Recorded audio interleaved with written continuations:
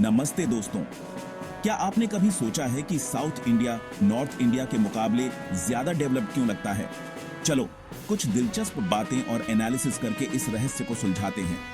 सबसे पहले बात करते हैं लिटरेसी रेट की। केरल और तमिलनाडु जैसे साउथ इंडियन स्टेट्स इंडिया में सबसे ज्यादा लिटरेसी रेट रखते हैं, कभी कभी तो 90% से भी ऊपर।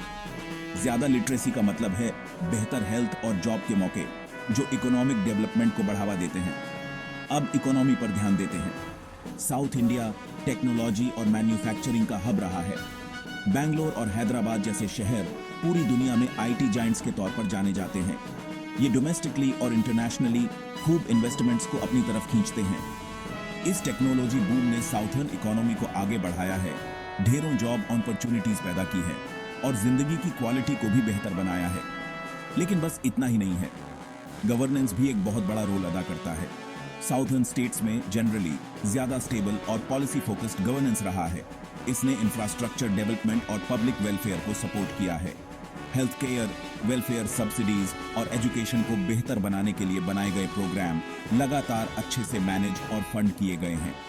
इसके अलावा कल्चरल फैक्टर्स भी अपना योगदान देते हैं।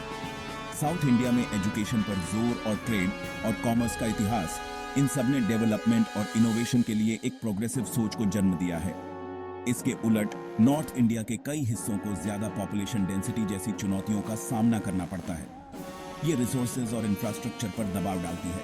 पॉलिटिकल इंस्टेबिलिटी और पॉलिसी कॉन्टिन्यूटी पर कम जोर कुछ नॉर्दर्न स्टेट्स में डेवलपमेंट के काम में रुकावट डालता है। ये देखना दिलचस्प है कि कैसे अलग अलग फैक्टर्स मिलकर किसी एरिया के डेवलपमेंट को आकार देते हैं। इन बारीकियों को समझने से न सिर्फ इंडिया की डाइवर्सिटी को समझने में मदद मिलती है, बल्कि उन पॉलिसीज को बनाने में भी मदद मिलती है जो अलग अलग इलाकों की असमानताओं को दूर करती हैं।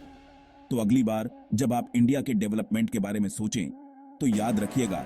धन्यवाद दोस्तों, एक और दिलचस्प वीडियो जल्द ही आ रहा है।